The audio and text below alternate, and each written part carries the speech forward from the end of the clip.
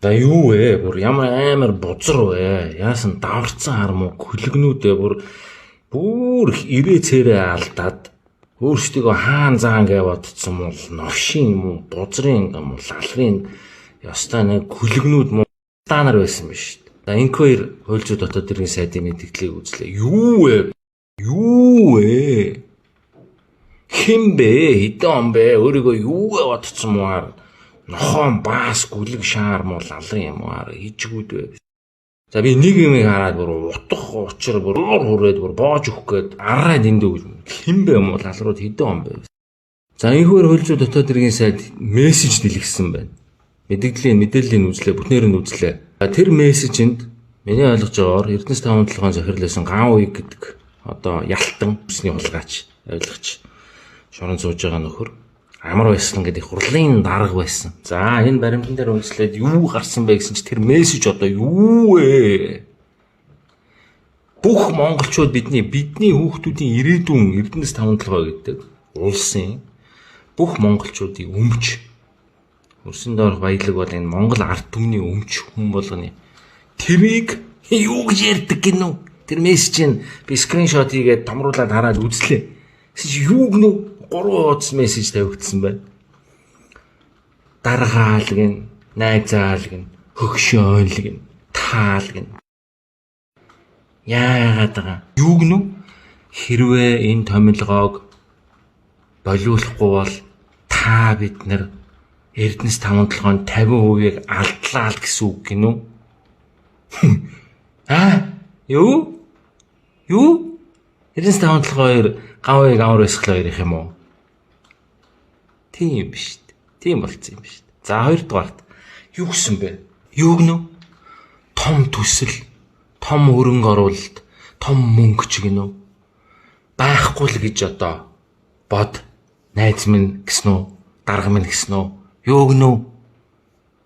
За энээс харахад байна шүү дээ. Энэ лалрууд албан тушаал дээр очоод бүхэл бүтэн Монгол улсын, бүхэл бүтэн Монгол ард түмний өмч хөрөнгийг өөрийн юм шиг ярьж, хэрглэж, завшиж, зарцуулж, авилгал авч, хулгай хийж ингэж амьдрдаг юм тод тодорхой. Хуульчууд дотоод иргэн сайдад баярлаа. Ийм нотлох баримт гаргаж өгсөн. Тэгэхээр энэ улгайч нартай үргэлжлүүлээд тэмцэх нь зүв. За би одоо салбарын хүн энэ тухайд уурахгүй байж болохгүй. Манай соёл урлагийн салбарын асар том хулгай бас яригдж байна. За би бас одоо нотлох баримт хүлээгээд харж ирсэн. За өнөөдөр хуульчууд дотоод иргэн сайд нь өөрөө баримт гаргаж яриад хуулийн байгууллагыг шилжүүлж байгаагаа хэллээ. За юу гэсэн бэ? За Эрдэнэс 5-7 гэдэгтээ яг адилхан түрүүн ган уйг амар өсгөл хоёр яаж тэр мөнгөөр тоглолдог, яаж улс төрийн одоо томилгоо хийж өөрсдөө ашигтай байдал үүсгэдэгтэй мөн агаар нэг харагдаж сонсогдож байна. Тэрний юу гэхлээр за Эрдэнэс оюутлогоо гэсэн.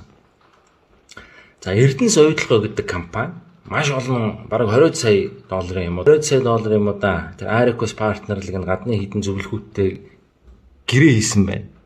Гэрээ хийгээд одоо тэр хэдэн 100 мянган доллар, хэдэн 100 сая төгрөг, хэдэн тэрбумаар ингээд мөнгнүүд гараад явсан юм байна. Эрдэнэс оюу толгойн захирал Цэрэнбат гэж нэг дандаа хил аманд орж идэг. Энэ нөхрийг бол заавал шалгах хэрэгтэй. Бүр өстө 100% шалгах хэрэгтэй. Энэ Цэрэнбат гэж энэ нөхөр гарын үсэг зурж 20 орчим сая долларын одоо гэрээг тэр Arcos партнер буюу гадны зөвлөхүүдтэй хийсэн байна. За тэр нь янз янзын олон хууль зөрчсөн байна гэж одоо хууль зүйн дотоод иргэн сайд мэдгэж чинь шалгуулж байна гэнэ. За энэ мөнгө хаашаа явсан бэ гэсэн чи юу гэж вэ? Нэг муу гадаадын зөвлөхт өдрийн хэдэн мянган паунд буюу фунт стерлинг өгсөн гэж вэ? Одоо тон андуураа 55 гэж хэлчихв. 5500 байсныг 55000 гэж хэлчихв. Би л 55000 гэж сонсоод ухаалж унахаас шахлаа. Тэгээ 5500 ч байсан. Энэ бол асар их мөнгө. Өдрийн 5500 дээрээс нь бонус 3 сая доллар гинэ. Тэгснээр дээрээс нь тэр 3 сая доллараас өөрийнхөө үзмжээр тэр мөнгөний 15 хүртэлх хувийг өгж болно гинэ. Мөнгө угаасан байж болцсогүй гэдэг дүгнэлттэйгээр бас хуулийн байгууллага шалгуулахаар өгж байгаа юм байна. За ийм өндөр дүнтэй байдгүй маа.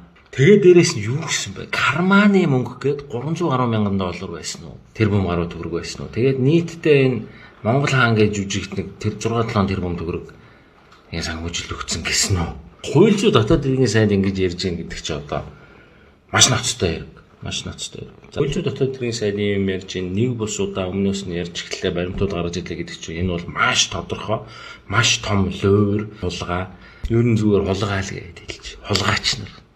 Хулгайч нар хулгай хийсэн. Асар их мөнгө тавьж тэндээс нь эдсэн байж болзошгүй юм л харагдчих. Манай салбартай, соёл урлагийн салбартай холбоотой тэр Монгол хаан гэдэг жүжиг яригдчих. Би бол дээр нэг хэлжсэн нэг яриандаа дурдаад тэр жүжиг бол юм үздэг, юм мэддэг хүнд бол хог штэ гэж би зүгээр хэлжсэн. Тэгэхээр лаг мундаг жүжиг байсан бол хамаагүй ч үн тэндээс шагнал аваал тийм ээ. Яг шудраг юм гоё том жүжигийн зохиолын шагнал мангал гэж дэлхийд цөөхөн хитэн чанартай шагнал өгдөг газар байдаг шүү дээ. Тийм байсан бол хамаагүй. Тэр жүжигийг найруулсан Hero Matter гэдэг нөхөр тэр 14-5 давхрын офисыг одоо булгаацч ч юм уу, хулгайлч ч юм уу, дээр ч юм уу авсан гэж баримтууд ярьж шалгах юм байна.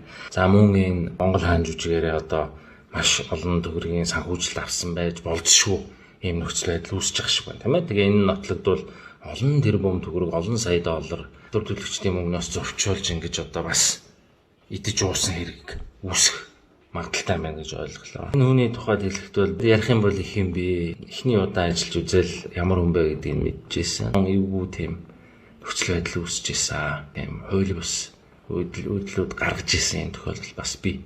Тэгэхээр энэ хүнийг би янз бүрийн булхайл өөр хулгай хийх бүрэн чадамжтай тийм ёс зүй, ёс суртахуун, авилга, албан тушаалын сонирхол, юм үзээгүй золбон юм зангаас хол байж чадах тийм бол биш гэдгийг баталгаатай хэлж чаднаа. Мэднэ.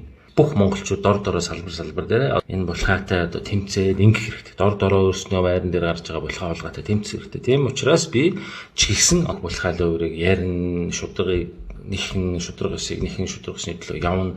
Тэр дотор энэ өөрийнхөө салбар, соёл урлагийн салбар, кино урлагийн салбар энэ дотор ямар өлхөөгүй хулгайч нар байна. Ямар одоо араар хулгай хийдэг, золбон луурчин, авилгачин тэ одоо худлаа ярьдаг ийм олон нүүртэй амьсгаа нар байна. Энэ бүгдийг одоо ил гаргаж тавих хэрэгтэй гэж бодож байна. Ил гаргаж тавина, уриалж байна. Бүх энэ хүмүүст хатуу хариуцлагыг тооцоод бүгдийн ил тод бүх үйл явдлыг гаргаад маш хатуугаар хариуцлагыг өгөөд шоронд нь явуулах хэрэгтэй. Тэгжээж бусад хүмүүс маань хулгай хийх болно. Манай салбарч тэр, бусад бүх салбарч тэр. Тэгээд би нэг юм нэмж хэлэхэд энэ одоо худалдагдсан сэтгүүлчд ямар муухай золбон байлаар арчаагүй харагддаг юм бэ. Монголчуудыг ер нь хувааж байгаа л доройдуулдаг шүү. Монголчууд бити хуваагд. Тэр нам фракц би хэлсэн шүү дээ. Ерөөсөө ямар ч хамаа байхгүй. Хулгай бол хулгай, авилгач нь бол авилгач. Нэг муу 5 төгрөг авчаад нэг хөгийн улаан цай асар их хулгайн тухай ярьж байхад тэгэл нэг боорлол нэг ингээл хөгийн юм яриад ингээл заваа ингээл нэг хэдэн сэтгүүлчд гүгээд ах юм аа.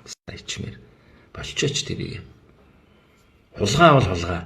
Тэгээ ингээд нэг юм муухай одоо хүүхдүүдийн ирээдүгээс хулгайсан хулгай ярьж хахад новшроол ингээл нэг балиартаал ингээл заваартаал ингээл захиалгын нэг хэдэн заваа юмнаар гүгээлэх. Тэрийгэ болчооч. Тэрийгэ тусад нь хийлдэг. Ямар ч нөхцөл байдалд хулгайч, авилгач, хүүхдийн ирээдүгээс сумслагч шаарууд Монгол улсын одоо хөгжлийг гацааж байгаа ганцхан юм чинь хулгай авилгалаа шүү дээ. Энэ хулгайч нартай тэмцэж байгаа тохиолдолд 100% гараа өргөд дэмжиж, уу хаалаад ингээд бүгд дэмжиж нэг баг болоод ингээд бүгд дор дороо хулгай худлаа ярьдаг юм а одоо цээрлээд хулгай хийдэг, худлаа ярьдаг, зөв ажил хийдэг, мэрэгжилтэй сайн тийм ээ багаараа гой зөв ажиллаж чаддаг ийм хүмүүсээ дэмжээ дээш нь гараад ингээд Монгол улсаа хөгжүүлэх хэрэгтэй байна шүү дээ. Тэгэхгүй бити ингээд нэг захиалга 5-10 төгрөгөөр ингээд одоо гой явж байгаа ажлыг нураах гээд бити ингээд новшроод байл та тийм. Монголын ирээдүгээс хулгай хийсэн хулгайч, авилгал авсан авилгач шорондоо л байх хэрэгтэй. Хариуцлагаа өргөх хэрэгтэй. Хуулийн хатуу хариуцлагыг өрөөд шорондоо орох хэрэгтэй. Тэгжээж бид нар төр засагтаа итгэн тэгжээж Монгол улс хөгжлийн гарааныхаа анхны алхмуудыг хийж эхлэн шүү. Өөр юу ч байхгүй.